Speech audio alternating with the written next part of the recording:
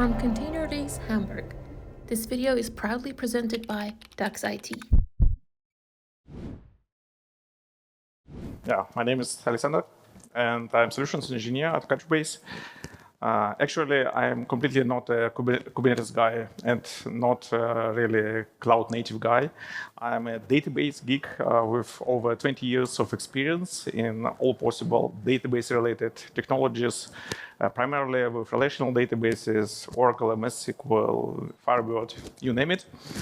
Yeah, but I have also some nice add-ons to my career. Like I have experience with co-founding of startup in Luxembourg, and also I'm PhD in computer science. But currently, in the recent last 2 years, I'm solutions engineer at Couchbase, and Couchbase is a highly scalable, sub-millisecond response time database. Probably looking at on that career or that specs of myself, you could ask us what is doing this database guy here in our nice Kubernetes cloud native conference, especially as a speaker. And actually, we at Couchbase, we are observing the changing of mindset among our customers in the recent years. So if we will take the past, like before 3 years or 5 years ago, the main approach between our customers was, okay, cloud first, cloud only, and so on. And in recent 2 years, and especially after Trump is designated in US, we are hearing more and more the change in this approach. So we are hearing words like we want to be in cloud, but we want to be a cloud native cloud native. So instead of cloud first, the people told us we want to be cloud native first. And we have already customers which have stopped migrations to the cloud because of geopolitical risks. We have customers which don't want to accept a new technology which is not running on Kubernetes. We have also customers which are converting their bare metal farms into Kubernetes farms, and so on. And that's why also we have to deal with this situation also as a database guys. Couchbase is running on Kubernetes. And of course, as we dive into Kubernetes environment, we come sometimes across the interesting Kubernetes projects like Kubeflow, which I will present today here a bit later. But before, a couple of interesting slides. So everybody now uses the LLMs somehow, from OpenAI, from Claude, and so on. And probably you're aware of a so-called knowledge cut-off date by each LLM. So for example, GPT-4 has a knowledge cut-off like October 2023, and we have more modern, we have 4.1 June last year, and so on.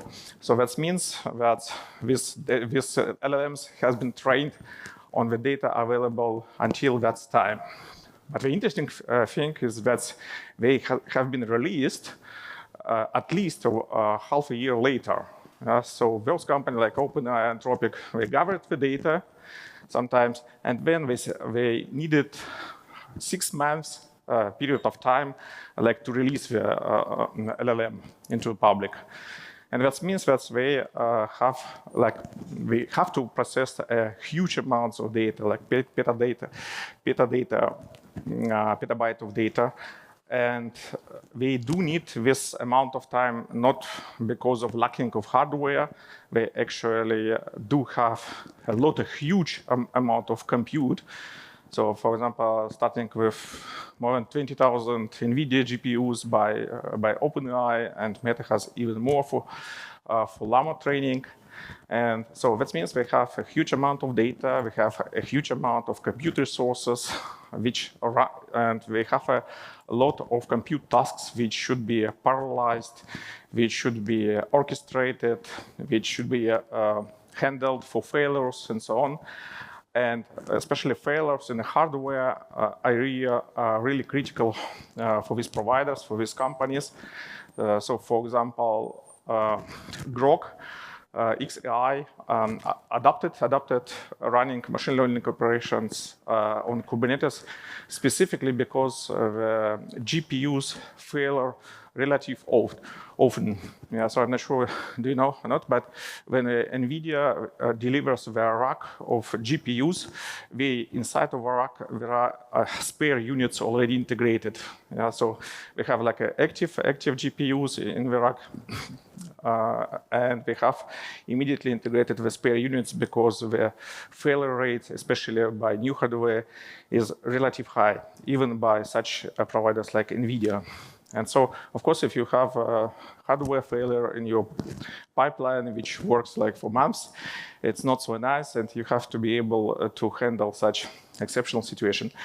Another interesting point about OpenAI, they started actually as an AWS shop, so we have trained initially GPTs on AWS hardware. But as they got into a deal with Microsoft, and Microsoft acquired the exclusive rights on some pieces of intellectual property, they have migrated their workloads to Azure. And since they started initially even on AWS, running their workloads in Kubernetes, that's simplified also this migration for them. So actually, the machine learning on Kubernetes is already more or less known practice already for years, and the big companies are doing that. And of course, machine learning is related to hardware resources, not so much on CPUs, but GPUs, graphical processing units, tensor processing units, and so on. And in a recent version of Kubernetes, these GPUs are first-class citizens and can be easily made available for the workloads. You can define the criteria for pods like to be running only on GPU-enabled instances, and so on. So, what is a Kubeflow? I think it's already more or less clear that when you have to deal with a large amount of hardware, with large amount of data, your machine learning pipelines could be really complex. And especially running on Kubernetes. Kubernetes is a nice thing, but it does not add the simplicity to a stack. And the Kubeflow is an open source machine learning operation framework, which is trying and actually successfully trying to hide some complexity and provide with some kind of toolbox for machine learning engineer. The typical workflow, or many machine learning engineers, we deal with data preparation. We have to clean the data, gather it, scrape from the internet, for example. We have to develop models, probably more for data scientists. The job of data scientists, we have to fine-tune, deploy models, somehow save them in Artifactory, and so on. So there is a set of typical machine learning engineer tasks which are repeating and recurring across the industry, and the Kubeflow is exactly there to simplify this task, to provide the people, engineers, with standard components which are cloud native, which are possible to run on Kubernetes, which is possible to scale out, to upgrade easily, and so on. So the Kubeflow take over this possibility, and the problem is, and it's also provides the really nice components out of the box. For example, for fine-tuning of models, for deploying and serving of models. So for fine-tuning, we have, for example, the KTIP, for K-serve, for deploying and serving of models, which are already trained. There is also a component to run Jupyter notebooks and Visual Studio, even Visual Studio Code directly on Kubernetes and make it available for machine learning engineer. We will see it in action later. And very interesting part is also Kubeflow pipelines. So it's possible to define in Kubeflow also pipelines as we know them, for example, from ETL, from extract, transform, load jobs, but adapted for machine learning tasks. Of course, there are connectors to most popular frameworks like XGBoost, PyTorch, and so on. We can imagine that's like to have such powerful capability has also some annoying thing. The Kubeflow is by itself a really complex stuff. Yeah? So there are more than 600 of resources, customer resource definitions, deployments, many namespaces. And actually, it's like a toolbox, but as a pure CNCF project, it's not really user-friendly, or let's say, okay, for end user, like for machine learning engineer, probably it's user-friendly, but to install this stuff, to maintain this stuff, to upgrade Kubeflow, pure Kubeflow, it's pretty difficult. And not only the complexity of a project is problematic, but also according to their own survey, the people don't like the documentation of Kubeflow.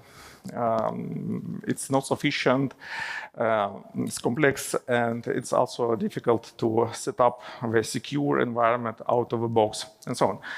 So Kubeflow is nice, but it's really complex stuff. So it's difficult to install, difficult to maintain. And that's why the Canonical has decided to package the Kubeflow in so-called Charmed Kubeflow. Probably you know, Canonical is a company which is behind of Ubuntu. So probably we have tried like to do the same stuff with Kubeflow as they did with Ubuntu. So make it more user-friendly, and I can confirm it's way more friendly. So I was able to install like from the clean machine with clean cluster with Charmed Kubeflow, always like hundreds and hundreds of definitions and artifacts, like in 20 minutes. So it works. I have made it multiple times. It works really, really well. Yeah. So in common with Charmed Kubeflow, it's I would say it's like a nice Kubeflow which is packaged. It's enterprise-ready distribution of Kubeflow.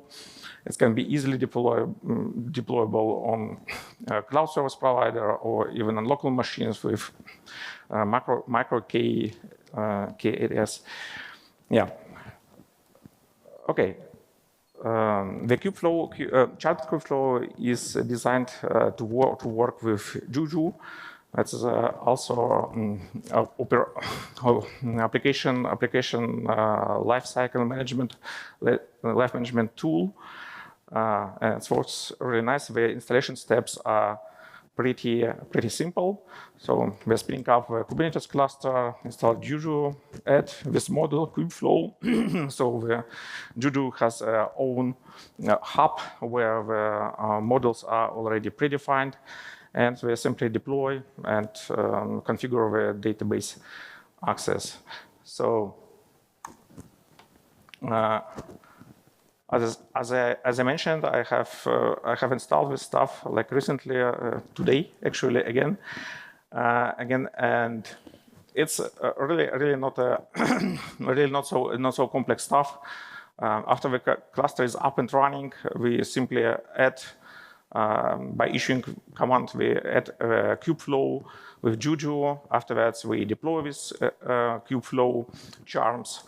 It is a bit of work here, so there are a lot of charms to be deployed, and especially after the deployments, we have a bunch of pods which are spinned up in the background, and we have to wait a bit, probably 5 to 7 minutes until all pods are started and interconnected. And afterwards, we have our Kubeflow instance up and running. So after after Kubeflow is started, I have made these steps already. But you will see the startup screen where you defined the initial password for administrator, and afterwards, as you logged into the UI, you will get into a dashboard. So this dashboard looks like that. So that's the initial screen where you can overview your notebooks, pipelines, and so on. And the notebooks here, we are talking not about only Jupyter notebooks, but also nice stuff like R notebooks or Visual Studio notebooks. And it's pretty easy to deploy the stuff. So for example, we want to have a up and running Jupyter notebook instance and just provide a name. We can specify the CPU limits which are designated to this notebook, and we are spinning up the notebook. The same way we are working, for example, for Visual Studio Code notebooks. The same procedure. We add only define the name of a notebook, and we can spin it up. So it takes probably even less than 1 minute, actually. And after the pod is there, we can log in ourselves into, in this case, into this Jupyter notebook. And after a while, we will be able also to connect to Visual Studio Code environment. So you see that's, for example, the data scientist or machine learning engineer can get really quickly into a familiar development environment. We can start immediately develop here Python code or execute models and even run our code in specific containers. Additional thing is pipelines. So pipelines, as we know, it's like from my experience, I was really familiar with ETL pipelines, where you have this graph of steps which has to be done one by one with some exception handling procedures. And in case of Kubeflow pipeline, there is here also UI, when you can see and also execute pipelines, see the results of execution of each run, looking for errors, and so on. By the way, the part of the Kubeflow is also Kubeflow pipeline SDK. So the people define these pipelines, this graph, using Python with specific DSL, domain-specific language. Afterwards, it will be compiled into YAML file, and it can be uploaded into Kubeflow UI. So, for example, here we can try to start it. Okay, let's make it test 5. We create a new experiment. Create a new experiment. Experiment is a kind of package which is used to capsule our runs, and in case of training of network, it's also when it normally happens in a recurrent way. And we use this experiment like to capsule the related runs. So now we have started with execution of this pipeline, and after some time we will see that these steps you will see that we are running, that we are accomplished, for example, or we have a problem. So, for example, here we have a running stuff, and so as you can see, so having a Kubeflow, you have a really nice, nicely integrated machine learning workplace where you cover the different stages of machine learning process. You can organize here even the data gathering. Afterwards, data cleaning, because you can also integrate not only standard components, but also the Dockerized components into your workflow. There is also Artifactory integrated. It's the Kubeflow also provides some components which are there to maintain the state of the system. The two main components of this statefulness is a Minio project that's a S3 compatible object storage. So, for example, when we upload our notebook, for example, or working with Visual Studio Code, we can place this object, this file as a Minio object, and it will be also available across our containers. And the second component, which is by default will be installed, is a MySQL port. Yeah, and there are also a bunch of network-related stuff. So Istio will be deployed, and all these components will be interconnected in a secure way, including the certificates and so on. Yeah. The Kubeflow is actually not a really new project. It has already the status of official CNCF project, so it's officially supported. Kubeflow itself and also Charmed Kubeflow is supported by Canonical and packaged. What is interesting, that's big companies like Bloomberg or CERN or Spotify, they use Kubeflow to automate their machine learning workloads at scale. So we are deploying on Kubeflow like tens and hundred thousands of pods already. So this thing is pretty mature. We used across the industry, across the leaders of the industry, and is, I would say, is quite friendly to use. Yeah. Okay, I see that's we nearing to our end of the presentation. Yeah. This stuff we have shown it already, so I demonstrated it's in live. Having running Jupyter Notebook or, for example, TensorBoard, it's possible to see the progress of the LLM training. And that's the interesting stuff is also that after the LLM is trained, after all these experiments are done, after the model is complete, you can also deploy your model also inside of Kubeflow, and it provides also the scalable environment for running and for serving LLMs. So that's not only a development environment, but also a nice environment to run the workloads at scale. And it's interesting that you can organize even complex scenarios when you share particular GPUs or TPUs. You can, using a Kubeflow, you can slice them in a different way. Even like one adapter could be used for different workloads. Yeah. Couple of words about Couchbase.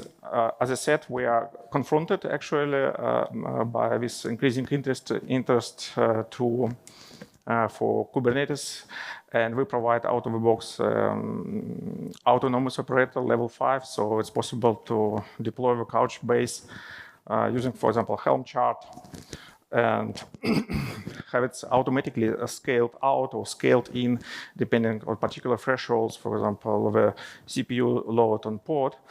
And having it running on Kubernetes, you have a NoSQL database, which is working like a cloud-native way and provides out of the box a lot of functionality. Here you can see like a list of resources, which are nice to view. And also in this repository, the last position, you can find the all installation steps which I did and which you can reproduce easily. Yeah, I actually did it like on GK, Google Kubernetes engine. But in this tutorial, you will find the steps for to run the Kubeflow, Charmed Kubeflow, even on your local machine using macro KTS. Yeah. Okay. So thank you very much for your attention. So you can connect with me if you have questions regarding this installation steps, or we can share with you also our experience how our developer advocate teams used Kubeflow to fine-tune models and to organize the RAC project where the Couchbase has been used as a vector storage in the backend, so we can share and exchange our experience. Thank you so much. Start with the first one. How do you configure Kubeflow when setting up via UU? Is there a values file like ham or similar?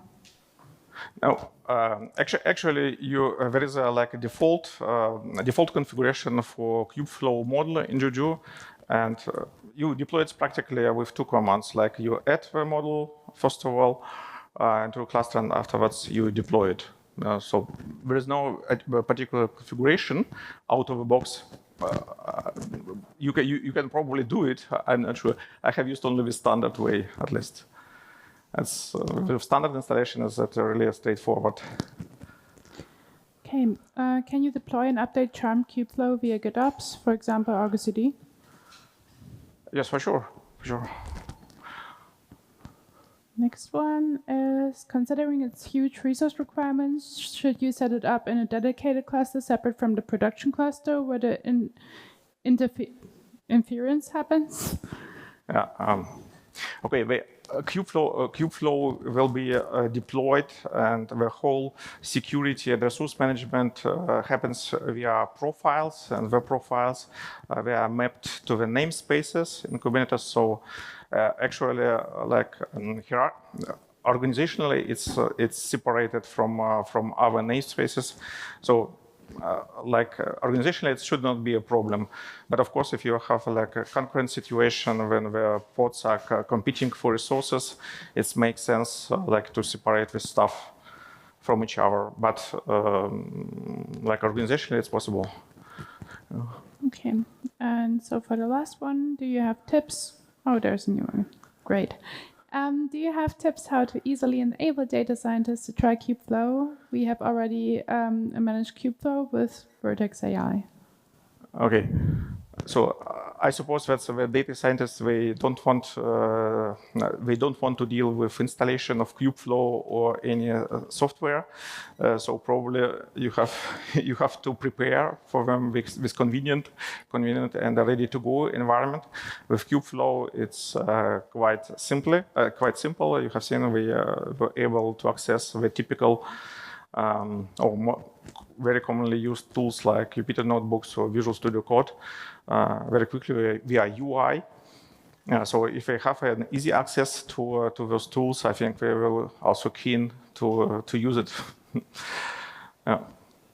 Okay, next one. How do you share GPU resources for Kubeflow, especially notebooks blocking them for longer times? How do you share GPU resources for Kubeflow, especially notebooks blocking for long times? Good question. To be honest, I have personally no experience with having it on production, so I cannot answer this question exactly. But for sure, it should be possible because Kubeflow is not only for the development but also for production, where it's pretty common task. Yeah.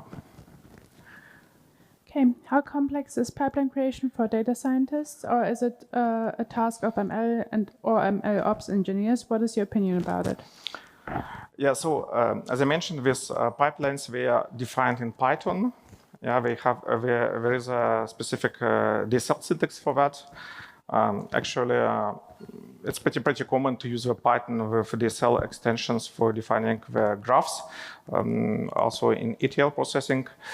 So if those guys are familiar with Python, which I suppose we should be as a data scientist, they will be able to define their own pipelines themselves. The thing is, of course, where you have this like border between the development and operations. So if your data scientists are working like in DevOps mode, so what they have practically development, they have to also to operate. So for sure, they can develop by themselves. If you are more sure if you are developing or combining these workloads by yourself, like with dedicated, for example, machine learning engineer team or SRE team, probably not, but machine learning engineer team, it depends. It depends on the team culture, how these issues with development and operational teams are solved.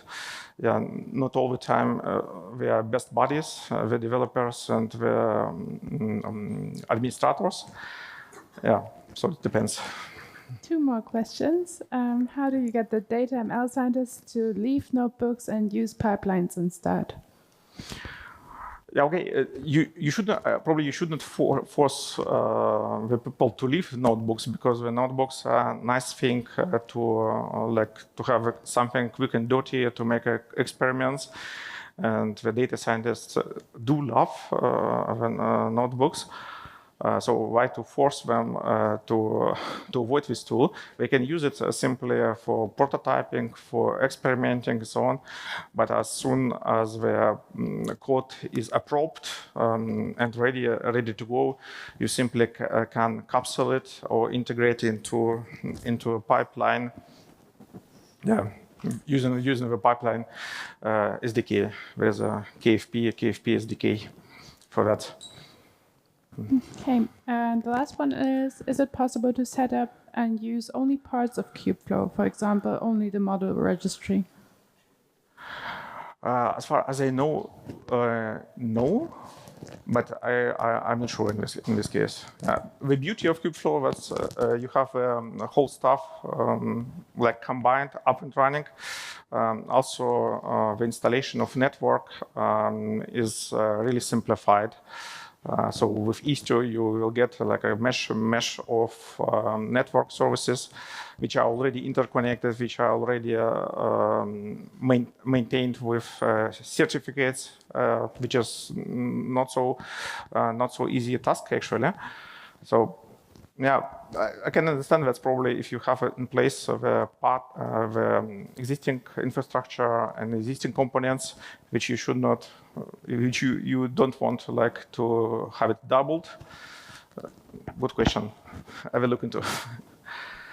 Okay, that's it. Big round of applause for Alexander. From ContainerDays Hamburg, this video is proudly presented by DAX IT.